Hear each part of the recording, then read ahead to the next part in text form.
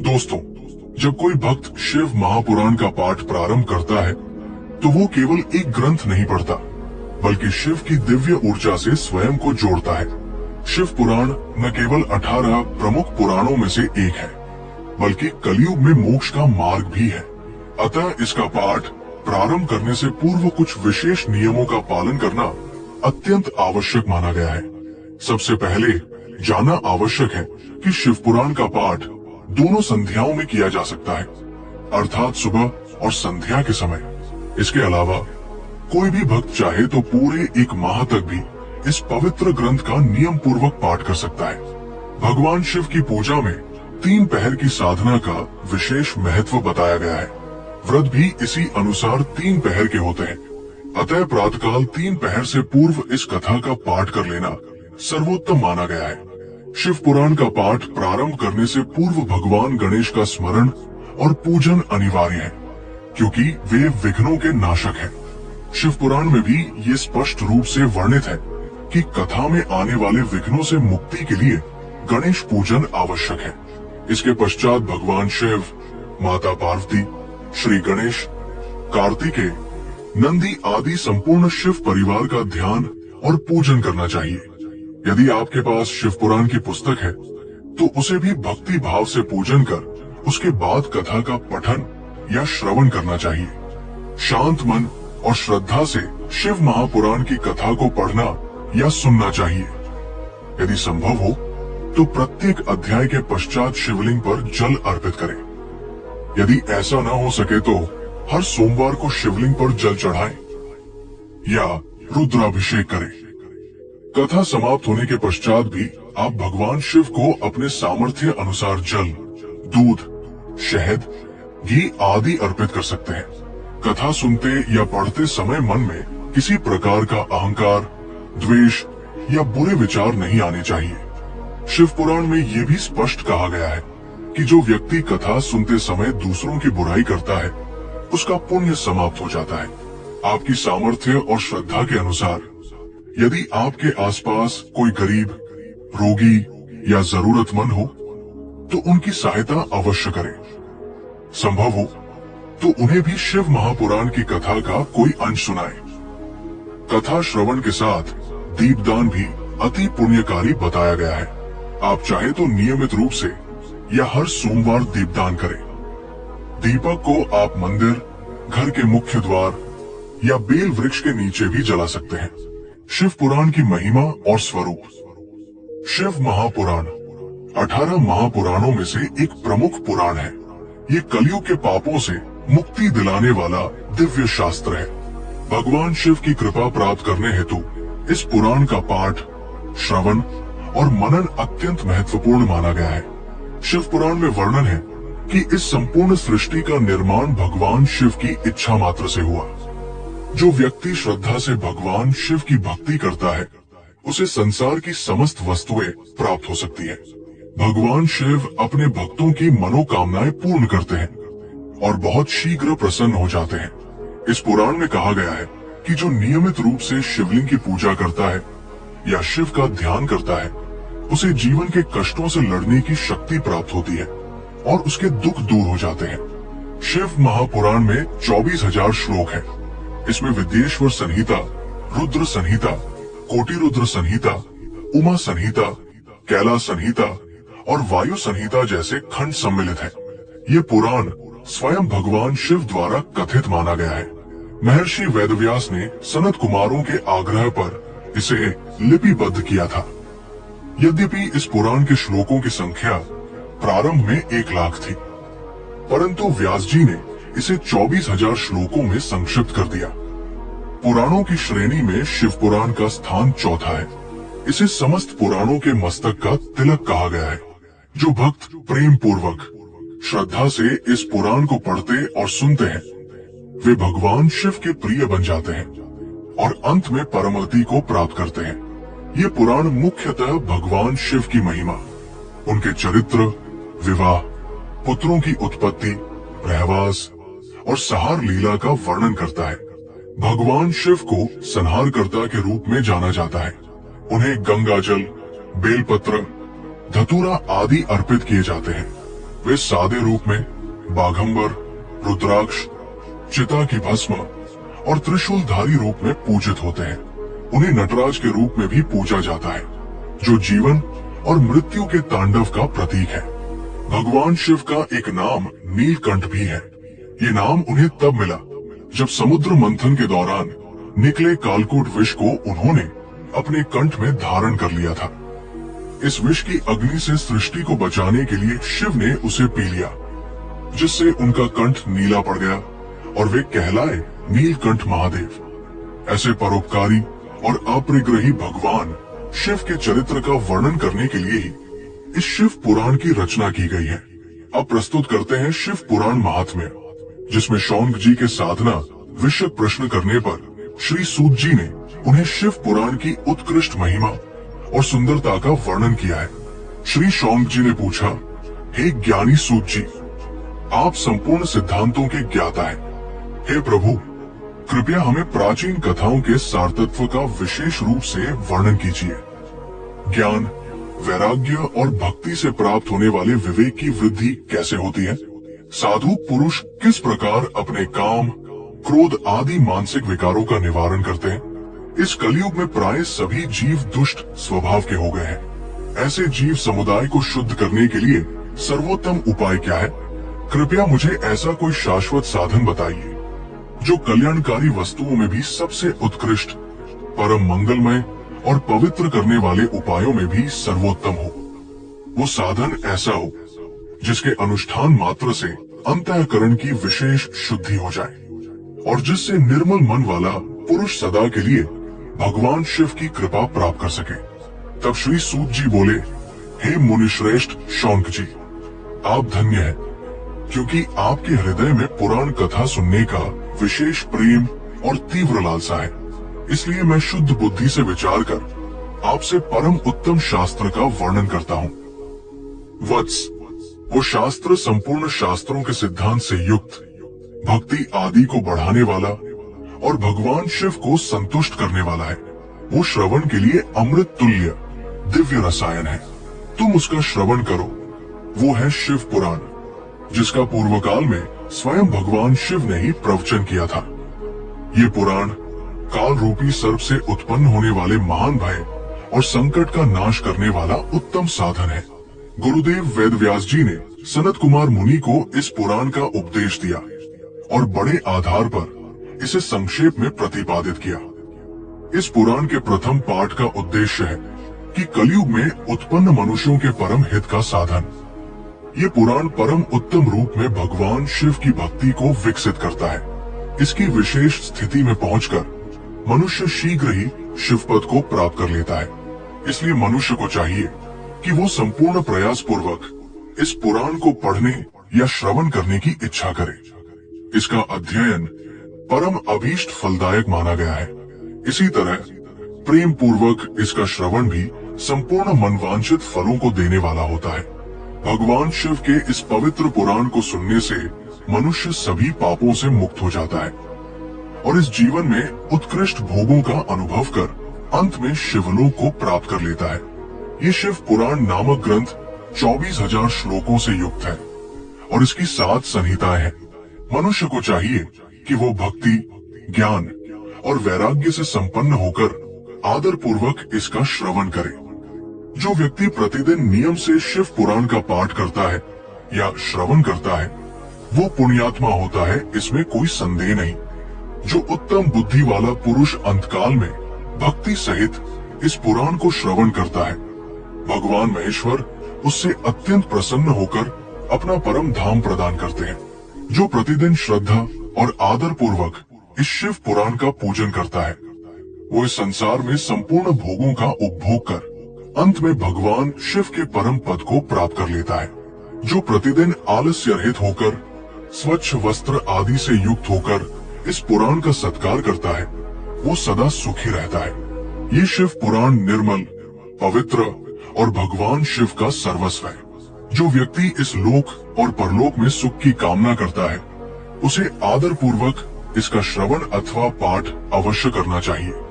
ये पवित्र और उत्तम शिव पुराण धर्म, अर्थ, काम और मोक्ष इन चारों पुरुषार्थों को देने वाला है। अतः सदा प्रेम पूर्वक इसका श्रवण और विशेष पाठ करना चाहिए। आपने कृपा करके हमें ये अद्भुत और दिव्य कथा सुनाई है। भूतल पर इस कथा के समान समाज कल्याण का कोई दूसरा श्रेष्ठ साधन नहीं है। ये बात हमने आज आपकी कृपा से निश्चय पूर्वक समझ ली है। हे सूत जी, कृपा करके बताइए कि इस कलयुग में इस कथा को सुनने से कौन कौन से पापी भी शुद्ध हो सकते हैं। कृपया बताकर इस जगत को कृतार्थ कीजिए। तब श्री सूत जी कहने लगे, हे मुनिवर, जो मनुष्य पापी, दुराचारी, काम, क्रोध आदि में निरंतर डूबे रहते हैं, वे भी इस शिव पुराण के श्रवण और पठन से अवश्य ही शुद्ध हो जाते हैं। इसी विषय में ज्ञानी मुनि एक प्राचीन इतिहास का उदाहरण दिया करते हैं, जिसके श्रवण मात्र से पापों का पूरी तरह से नाश हो जाता है। प्राचीन काल की बात है। कौशाम्बी नगर, प्रयागराज के समीप में एक ब्राह्मण रहता था, जो ज्ञान में दुर्बल, अत्यंत दरिद्र, वैदिक धर्म से विमुख तथा संध्या वंदनादि कर्मों से भ्रष्ट हो गया था। वो अपने ऊपर विश्वास करने वाले लोगों को धोखा देकर उनका धन हड़प लिया करता था। उसने ब्राह्मणों, क्षत्रियों, वैश्य और शूद्रों सभी को छलक पट से ठग लिया था, किंतु उसने अपने पापार्जित धन का एक भी भाग कभी धर्म कर्म में नहीं लगाया। वो वेश्यागामी था, चरित्रहीन था और समस्त आचार व पाठ से भ्रष्ट हो चुका था। एक दिन वो घूमता घूमता द्वारका से प्रयागराज स्थित प्रतिष्ठानपुर जा पहुंचा। वहां उसने एक सुंदर शिवालय देखा, जहां कई साधु संत एकत्र थे। देवराज नामक वो ब्राह्मण वहीं ठहर गया, किंतु वहां पहुंचते ही उसे ज्वर यानी तेज बुखार हो गया। ज्वर से पीड़ित होकर वो अत्यंत दुखी हो गया। उसी शिवालय में एक ब्राह्मण शिव पुराण की कथा सुना रहे थे। ज्वर से पीड़ित देवराज वहीं लेटा रहा और निरंतर उस शिव कथा को सुनता रहा। इसी तरह एक मास बीत गया। देवराज ने शरीर त्याग दिया। तभी यमराज के दूत आए और उसे बांधकर यमपुरी ले जाने लगे। उसी समय शिवलोक से भगवान शिव के पार्षदगण वहां उपस्थित हुए। वे सब गौर वर्ण के, भस्म लेपित, रुद्राक्षधारी, त्रिशूलधारी और अत्यंत तेजस्वी थे। उन्होंने क्रोध पूर्वक यमदूतों को भगाया और देवराज को उनके चंगुल से मुक्त कर लिया। फिर वे उसे एक दिव्य विमान पर बिठाकर कैलाश पर्वत की ओर ले जाने लगे। यमपुरी में ये कोलाहल सुनकर यमराज स्वयं बाहर आए। उन शिव गणों को देखकर उन्होंने विधि पूर्वक उनका स्वागत किया और ज्ञान दृष्टि से संपूर्ण वृतांत जान लिया। धर्मराज ने किसी प्रकार का कोई प्रश्न नहीं किया, बल्कि श्रद्धा और नम्रता से उन शिव गणों की पूजा की। तत्पश्चात वे शिवगण देवराज को कैलाश पर्वत ले गए और वहां भगवान शिव के चरणों में सौंप दिया। हे मुनिवर, इस प्रकार शिव पुराण का श्रवण करने मात्र से एक अत्यंत पापी ब्राह्मण भी मोक्ष का अधिकारी बन गया। इस इतिहास को सुनकर मेरा मन आनंद में निमग्न हो गया है। कृपा करके अब ऐसी ही एक और शिव कथा कहिए, जो भगवान शिव में प्रेम को और अधिक बढ़ाए। तब श्री सूत जी बोले, हे मुनिश्रेष्ठ, अब मैं तुम्हारे समक्ष एक और गोपनीय कथा का वर्णन करूंगा, क्योंकि तुम शिव भक्तों में अग्रगण्य और वेदज्ञों में श्रेष्ठ हो। अतः ध्यान पूर्वक सुनो। समुद्र के निकट वसुकल्प नामक एक ग्राम था। वहां के निवासी वैदिक धर्म से विमुख, दुर्व्यवहारी, विषयासक्त और देवताओं तथा भाग्य पर विश्वास न करने वाले थे। वे सभी कुटिल वृत्ति वाले थे और हिंसक अस्त्र शस्त्र धारण करते थे। उन्हें धर्म का कोई ज्ञान या आदर नहीं था। वे पशु बुद्धि से युक्त थे। वहां के ब्राह्मण भी अधार्मिक, स्वधर्म से विमुख, छलकपट में लिप्त और पापकर्म में लगे हुए थे। उनकी स्त्रियां भी स्वेच्छाचारी, पापासक्त और सदाचारहीन थी। उसी ग्राम में एक ब्राह्मण निवास करता था, जो अत्यंत धनाढ़ किंतु दुराचारी और पापी था। उसकी स्त्री अत्यंत सुंदर थी और धर्मपरायण थी। उसका नाम था चंचुला। वो सदा उत्तम धर्म का पालन करती थी, किंतु उसका पति भ्रमणशील और व्यभिचारी था।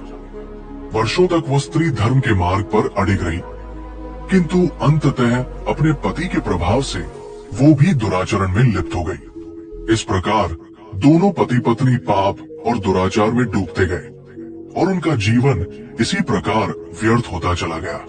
कुछ समय बाद किसी वेश्या का पति बना हुआ वो दुष्ट बुद्धि वाला ब्राह्मण बिंदु समयानुसार मृत्यु को प्राप्त होकर नरक में चला गया। वहां उसने बहुत दिनों तक नरक की यातनाएं भोगी और फिर भयंकर पिशाच योनि में जन्म लिया। इधर उसके दुराचारी पति बिंदु के मर जाने पर उसकी पत्नी चंचुला, जो चंचल स्वभाव की थी, बहुत समय तक अपने पुत्रों के साथ उसी घर में रह गई। एक दिन की बात है, देवियों द्वारा किसी पुण्य पर्व के आगमन पर वो स्त्री भाई बंधुओं के साथ गोकर्ण क्षेत्र की तीर्थ यात्रा पर गई। तीर्थयात्रियों के साथ उसने भी तीर्थ के पवित्र जल में स्नान किया। स्नान के पश्चात वो मेले की भावना से अपने बंधुजनों के साथ यहाँ वहां घूमने लगी। घूमते घूमते वो एक दिव्य देव मंदिर में जा पहुंची। वहां एक ब्राह्मण भगवान शिव की परम पवित्र मंगलकारिणी और उत्तम पौराणिक कथा का वाचन कर रहे थे। वो स्त्री वहां बैठ गई और कथा सुनने लगी। ब्राह्मण उस समय कह रहे थे कि जो स्त्रियां परपुरुषों से संबंध रखती हैं, उन्हें यमलोक में यमदूत लोहे के तपे हुए शूलों से दबते हैं। ये सुनते ही वो स्त्री भीतर तक कांप गई। कथा समाप्त होने के बाद जब सभी श्रोता वहां से चले गए, तब वो एकांत में बैठकर उस ब्राह्मण देवता से कहने लगी, हे ब्राह्मण देवता, मैं अपने धर्म को नहीं जानती थी, इसीलिए मेरे द्वारा अत्यंत घोर दुराचार हुआ। कृपया मुझ पर कृपा कर मेरे उद्धार का उपाय कीजिए। आज आपके वाणी के रस से ओतप्रोत इस प्रवचन को सुनकर मेरे भीतर भारी भय उत्पन्न हो गया है। मैं पाप में डूबी हुई हूँ। मुझे अब ये संसार व्यर्थ लगने लगा है। मृत्यु के समय जब वे भयानक यमदूत मुझे पकड़ेंगे, गले में फंदा डालेंगे, तो मैं कैसे सहन कर पाऊंगी? जब नरक में मेरे शरीर के टुकड़े टुकड़े किए जाएंगे, उस समय की विशेष पीड़ा को मैं कैसे सहन करूंगी? हाय, मैं मर गई। मेरा अंतःकरण जल गया। मैं संपूर्ण रूप से नष्ट हो गई, क्योंकि मैंने जीवन भर पाप ही किए हैं। हे ब्राह्मण, अब आप ही मेरे गुरु, आप ही मेरे पिता और आप ही मेरी माता है। मैं आपकी शरण में आई हूँ। कृपया मेरा उद्धार कीजिए। वो ब्राह्मण के चरणों में गिर पड़ी। तब उन कृपालु ब्राह्मण ने उसे प्रेम पूर्वक उठाया और कहा, हे सौभाग्यवती, ये तुम्हारा सौभाग्य है कि भगवान शंकर की कृपा से समय रहते शिव पुराण की कथा तुम्हारे कानों में पड़ी। अब तुम भय मत करो। जो भी भगवान शिव की शरण में आता है, उसके सारे पाप तुरंत नष्ट हो जाते हैं। अब मैं तुम्हें भगवान शिव की वो कथा सुनाऊंगा जो कीर्ति और मोक्ष की प्राप्ति कराने वाली है। इसके श्रवण से तुम्हें सुखद गति प्राप्त होगी। शिव पुराण की ये कथा सुनकर तुम्हारा हृदय शुद्ध हो गया है। तुम्हारे भीतर विषयों के प्रति वैराग्य उत्पन्न हो गया है। पश्चाताप ही पापी प्राणी के लिए सबसे बड़ा प्रायश्चित होता है। सज्जनों ने समस्त पापों के नाश के लिए प्रायश्चित का ही उपदेश दिया है। जो व्यक्ति हृदय से पश्चाताप करता है, वो उत्तम गति का भागी बनता है। परंतु जो केवल औपचारिक रूप से प्रायश्चित करता है, परंतु भीतर से पश्चाताप नहीं करता, वो श्रेष्ठ गति को प्राप्त नहीं करता। हे साध्वी, इस शिव पुराण की कथा का प्रभाव ऐसा है कि जैसे धूल से ढका दर्पण जब स्वच्छ कर दिया जाता है, वैसे ही चित्त भी निर्मल हो जाता है।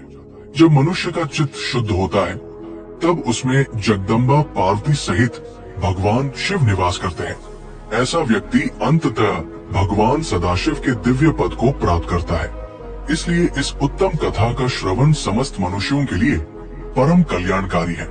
जो श्रद्धा और भक्ति से इसका श्रवण, मनन और सेवा भाव करता है, वही इस जीवन का सार पाता है। भगवान शिव की कथा को सुनकर उसे अपने हृदय में मनन और निष्ठा से आत्मसात करना चाहिए। इससे मन पूर्णतः शुद्ध हो जाता है।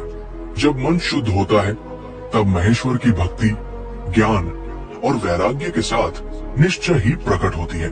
तत्पश्चात महेश्वर की कृपा से दिव्य मुक्ति प्राप्त होती है, इसमें कोई संदेह नहीं।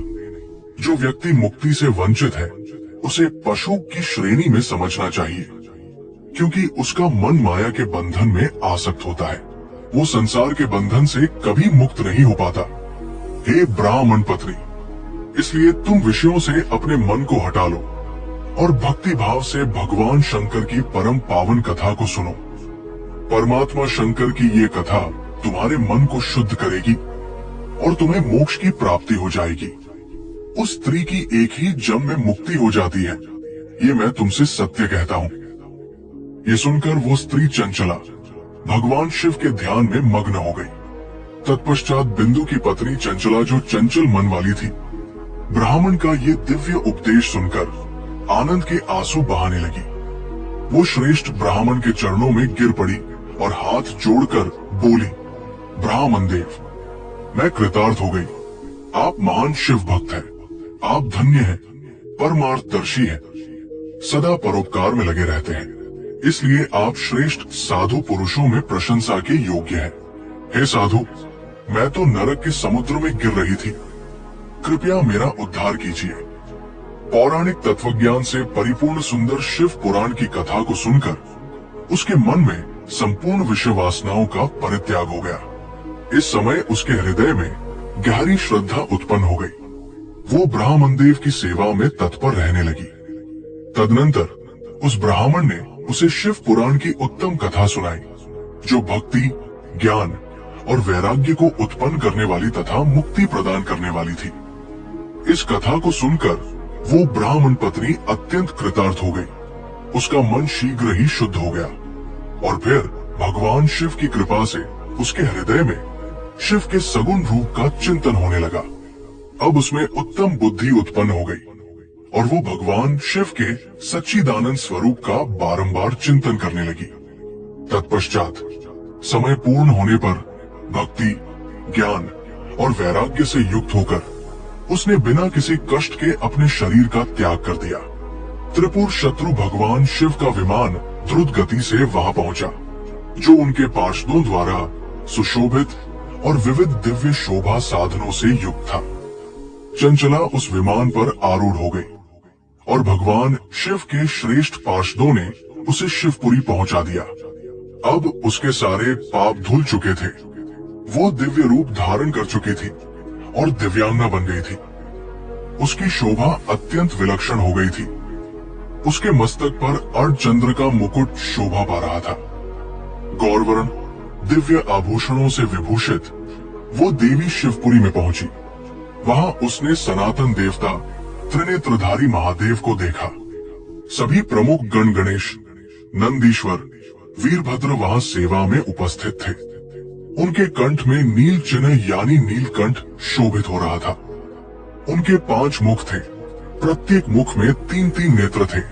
मस्तक पर अर्धचंद्र रूपी मुकुट था और उनके वाम भाग में देवी गौरी विराजमान थी, विद्युत के समान प्रकाशमान। भगवान शिव का स्वरूप कपूर के समान गौर था। उनका संपूर्ण शरीर श्वेत भस्म से आच्छादित था। श्वेत वस्त्रों से विभूषित परम तेजस्वी प्रतीत हो रहे थे। उस ब्राह्मण पत्नी ने इस परम उज्जवल रूप का दर्शन किया और अत्यंत प्रसन्न हो गई। वो प्रीति से भरकर उतावले भाव से भगवान को बारंबार नमन करने लगी। फिर हाथ जोड़कर प्रेम, आनंद और संतोष से युक्त होकर विनीत भाव से खड़ी हो गई। उसके शरीर में रोमांच हो उठे। तभी भगवती पार्वती और भगवान शंकर ने उसे करुणा से अपने पास बुलाया और सुंदर दृष्टि से उसकी ओर देखा। पार्वती जी ने उस दिव्य रूप धारिणी बिंदु प्रिया चंचला को प्रेम पूर्वक उसी क्षण अपनी सखी बना लिया। अब वो परमानंदमयी ज्योति स्वरूप शिवधाम में अविचल भाव से निवास करने लगी और अक्षय सुख का अनुभव करने लगी। एक दिन परमानंद में निमग्न चंचला देवी उमा के पास गई। वो दोनों हाथ जोड़कर उनके चरणों में प्रणाम कर स्तुति करने लगी। हे गिरिराज नंदिनी, हे स्कंद माता, हे उमेश्वरी, आप ही समस्त मनुष्यों की माता है। आप ही सूक्ष्म सच्चिदानंद स्वरूपिणी आद्या प्रकृति है। आप ही संसार की सृष्टि, पालन और सहार करने वाली है। तीनों गुणों का आश्रय, ब्रह्मा, विष्णु और महेश्वर, जिनका निवास स्थान और श्रेष्ठ प्रतिष्ठा पराशक्ति ही है।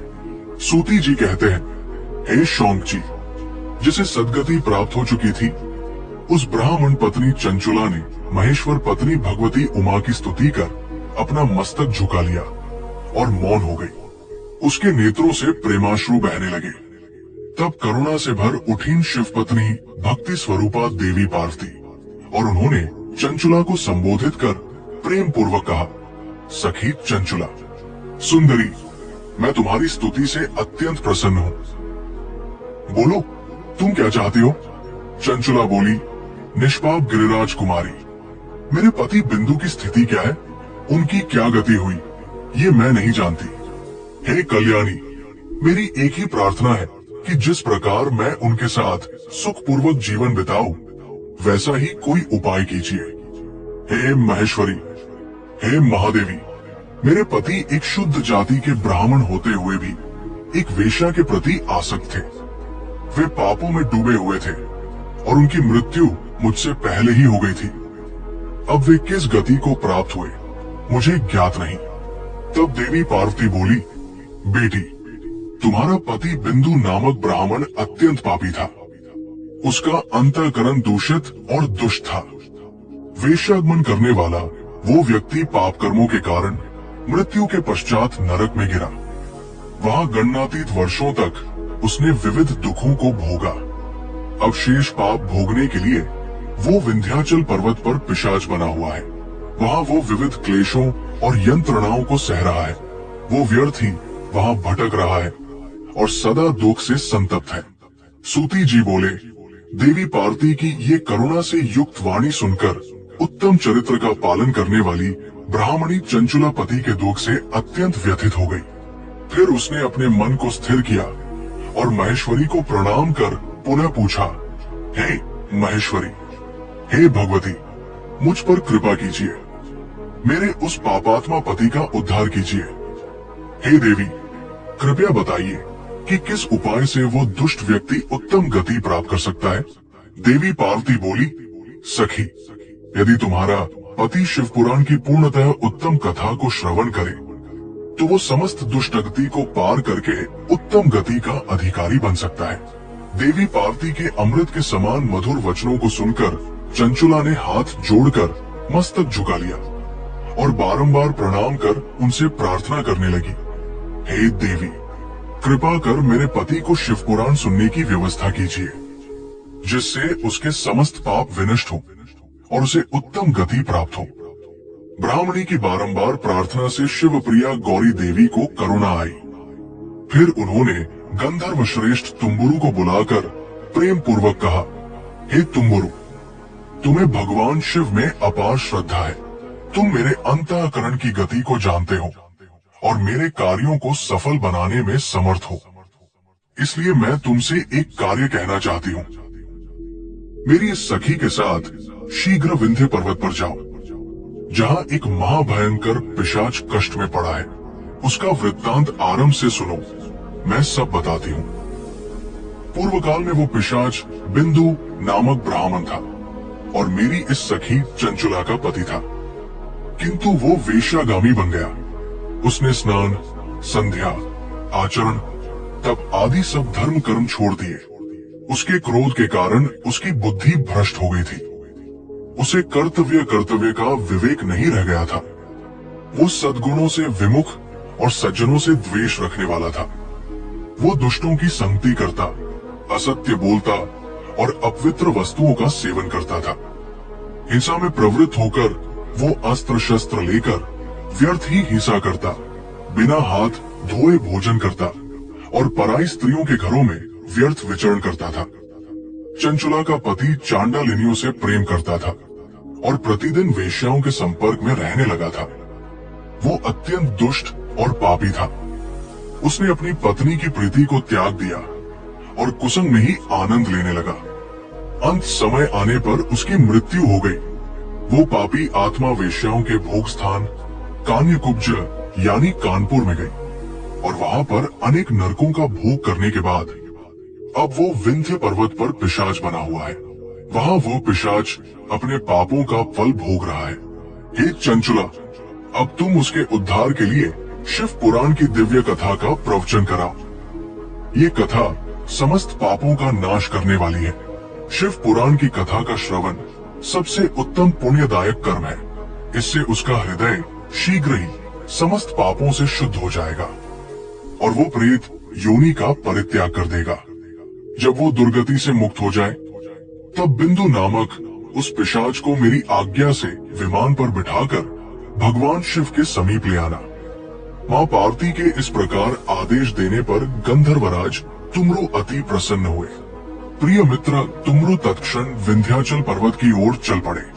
अब आपको पता चल गया कि तुमरु कौन थे और उनका कार्य क्या था। जहाँ वो पिशाच रहता था, वहां पर जाकर उन्होंने उसे देखा। उसका शरीर विशाल और मुख अत्यंत विकराल था। उसकी दृष्टि भयावह थी और वो कभी हंसता, कभी रोता, कभी उछलता कूदता था। भगवान शिव की उत्तम कीर्ति का गान करने वाले महाबली तुमरु ने उस अत्यंत भयंकर पिशाच को पकड़कर एक मंडप बनवाया। वहां महोत्सव युक्त स्थान की रचना की गई। थोड़ी ही देर में ये बात संपूर्ण क्षेत्र में फैल गई कि देवी पार्वती की आज्ञा से एक पिशाच के उद्धार के लिए शिव पुराण की कथा सुनाई जा रही है। फिर तो वो कथा सुनने के लिए अनेकों देवर्षि शीघ्र ही वहां आ पहुंचे। सभी ने आदर पूर्वक कथा श्रवण के लिए समाज बनाया।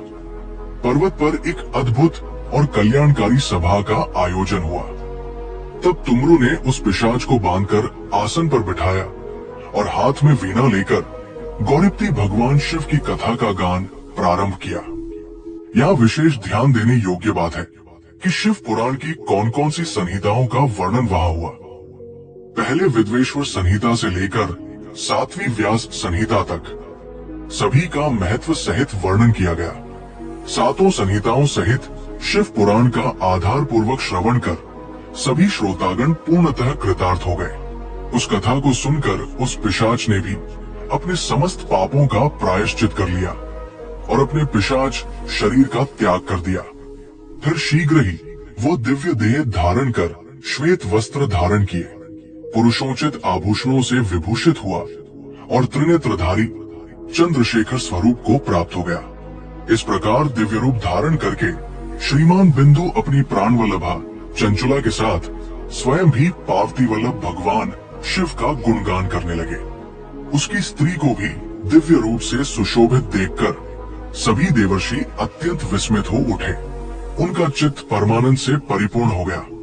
भगवान महेश्वर का ये अद्भुत चरित्र सुनकर वे सभी श्रोतागण परम कृतार्थ होकर प्रेम पूर्वक भगवान शिव का यशगान करते हुए अपने अपने धाम को लौट गए।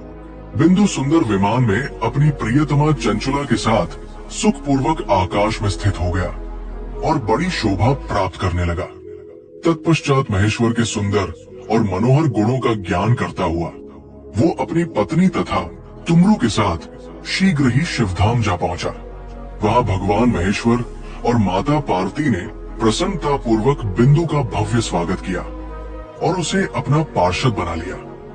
उसकी पत्नी चंचला देवी पार्वती जी की सखी बन गई। वे दोनों गहन ज्ञान स्वरूप परमानंदमी महेश के सनातन धाम में अविचल रूप से निवास करने लगे और परम सुख को प्राप्त हुए। शौंक जी कहते हैं, हे सूत जी, आपको मेरा नमस्कार है। आप धन्य हैं क्योंकि आप शिव भक्तों में श्रेष्ठ हैं। आपके द्वारा बताया गया चरित्र अत्यंत महान और वर्णन करने योग्य है। अब कृपा करके कल्याणकारी शिव पुराण के श्रवण की विधि बताइए, जिससे सभी श्रोताओं को उत्तम फल की प्राप्ति हो सके। तब सूत जी बोले, हे मुनिश्रेष्ठ हो, आप सबकी कृपा के लिए मैं शिव पुराण के श्रवण की विधि बताता हूँ। ध्यान पूर्वक सुनिए। सबसे पहले किसी योग्य ज्योतिषी को बुलाकर शुभ मुहूर्त का निर्धारण करें और विधि पूर्वक दानादि से उन्हें संतुष्ट करें। फिर अपने सहयोगियों के साथ मिलकर संकल्प ले कि कथा को पूर्ण श्रद्धा एवं नियम से संपन्न किया जाएगा। तत्पश्चात देश देश गांव गांव में ये संदेश भेजे कि हमारे यहाँ शिव पुराण की कथा होने जा रही है। जो भी लोग कल्याण की इच्छा रखते हो वे अवश्य पधारे। जो लोग भगवान हरि या शंकर की कथा से दूर हो गए हैं। जो स्त्री, शूद्र आदि वर्ग शिव कथा से वंचित है, उन तक भी ये सूचना पहुंचे, ऐसा उचित प्रबंध करना चाहिए।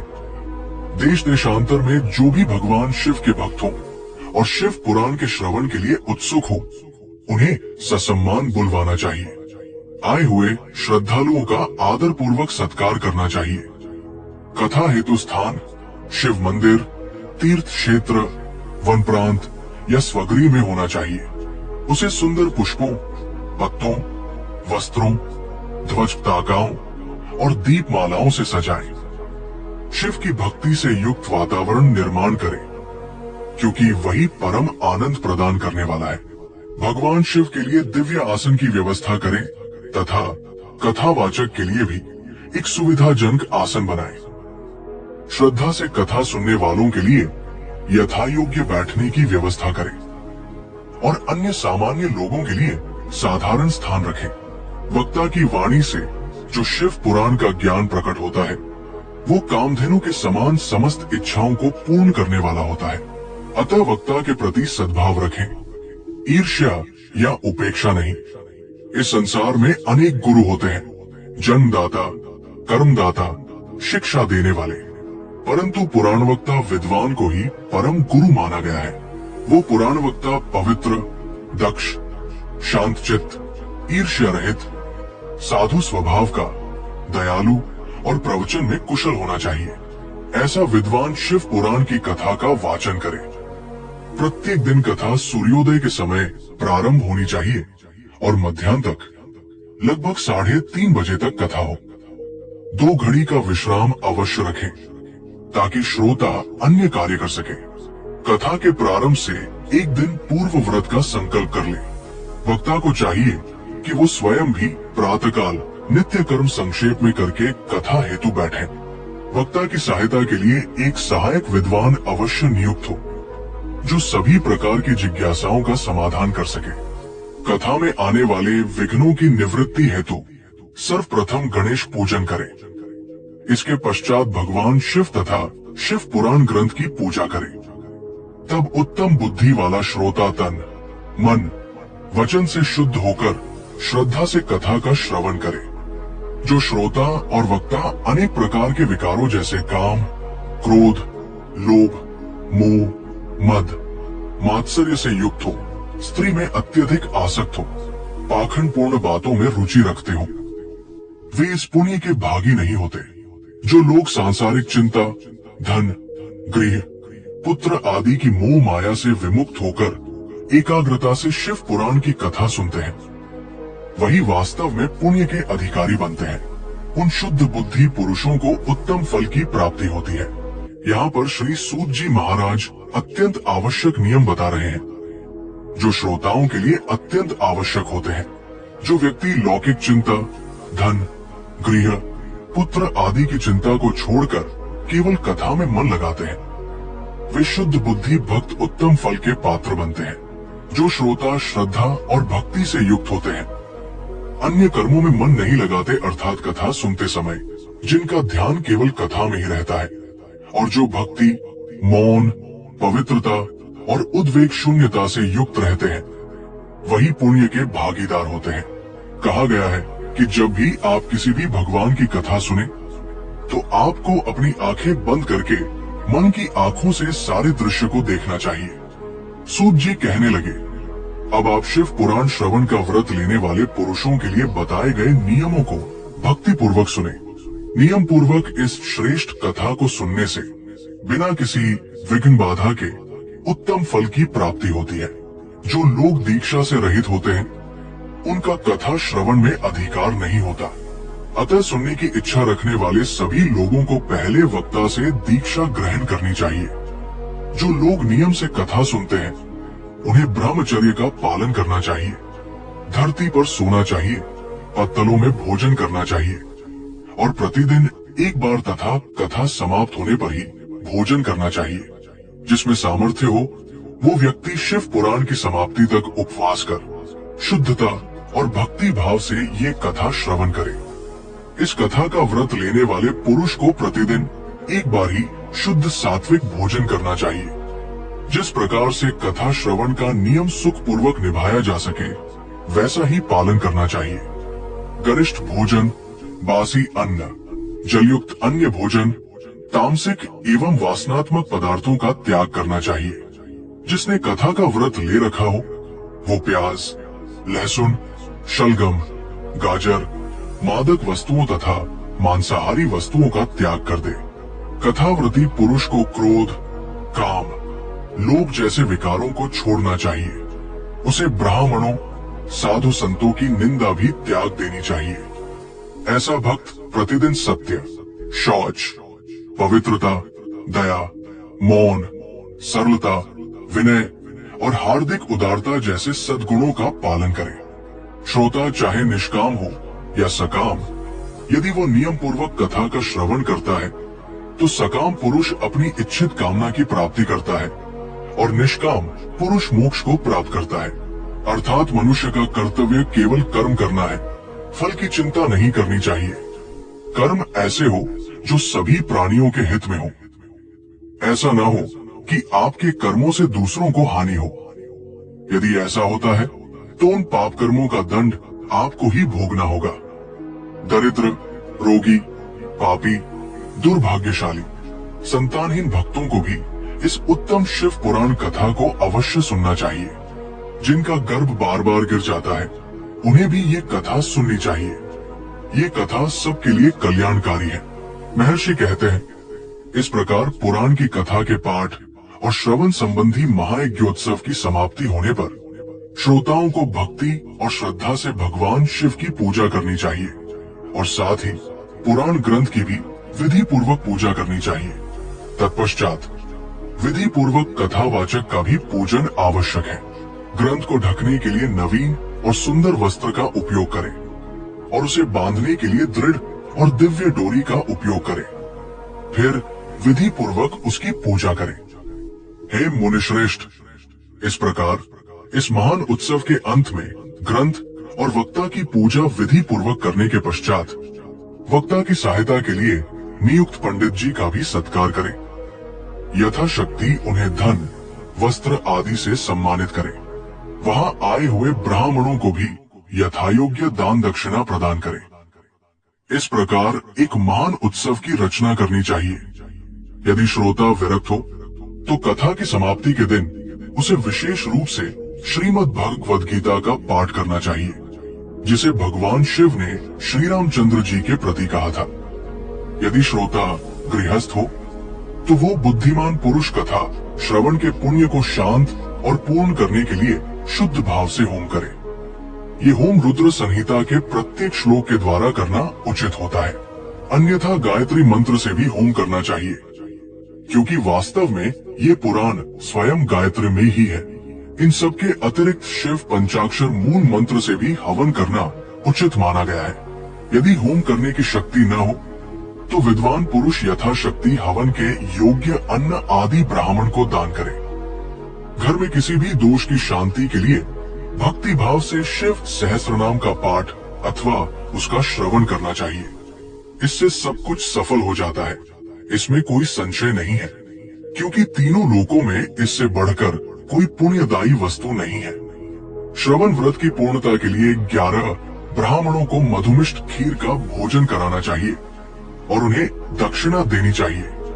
हे मुने, यदि शक्ति हो तो 3 तोले सोने का एक सुंदर सिंहासन बनवाकर उस पर उत्तम अक्षरों में लिखी गई अथवा लिखवाई गई शिव पुराण की पोथी विधि पूर्वक स्थापित करनी चाहिए।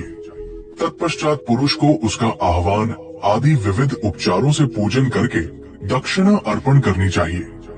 फिर जितेंद्रिय आचार्य का वस्त्र, आभूषण, घड़ी आदि से पूजन करके दक्षिणा सहित वो पोथी उन्हें समर्पित कर देनी चाहिए। उत्तम बुद्धि वाला श्रोता इस प्रकार भगवान शिव की संतुष्टि के लिए पुस्तक का दान करे। इस पुराण के दान के प्रभाव से भगवान शिव का अनुग्रह प्राप्त होता है और पुरुष भवबंधन से मुक्त हो जाता है। इसी प्रकार विधि पूर्वक विधान का पालन करने पर श्री संपन्न शिव पुराण संपूर्ण फल प्रदान करता है। ये भोग और मोक्ष दोनों का दाता है और सभी अभीष्ट वस्तुओं को देने वाला है। मैंने तुम्हें ये महान ज्ञानयुक्त कथा सुनाई। अब और क्या सुनना चाहती हो? महाशिव पुराण को समस्त पुराणों के माथे का तिलक कहा गया है। ये भगवान शिव को अत्यंत प्रिय, रमणीय तथा भावरोग, अशुभ भावनाओं के रोग का निवारण करने वाला है। जो भक्त भगवान शिव का ध्यान करते हैं, जिनकी वाणी उनके गुणों की स्तुति करती है और जिनके कान उनकी कथा का श्रवण करते हैं, इस संसार में ऐसे लोगों का जन्म सफल माना जाता है। वे निश्चय ही इस संसार सागर से पार हो जाते हैं। वे समस्त गण जो सच्चिदानंद महेश्वर के स्वभाव को स्पर्श भी नहीं कर सकते, जो अपनी महिमा से जगत के भीतर और बाहर भासित होते हैं, जो माँ के भीतर और बाहर वाणी और मनोवृत्ति रूप में प्रकाशित होते हैं। मैं उन अनंत आनंद घन ज्ञान स्वरूप पर ब्रह्म शिव की शरण लेता हूँ। आज का अध्याय यही समाप्त होता है। यदि आपको ये कथा पसंद आई हो तो कृपया वीडियो को लाइक करें, और अगर आपने हमारे चैनल को अभी तक सब्सक्राइब नहीं किया है तो सब्सक्राइब करके बेल आइकॉन जरूर दबाएं, ताकि अगली दिव्य कथाएं आप तक शीघ्र पहुंच सके। हर हर महादेव।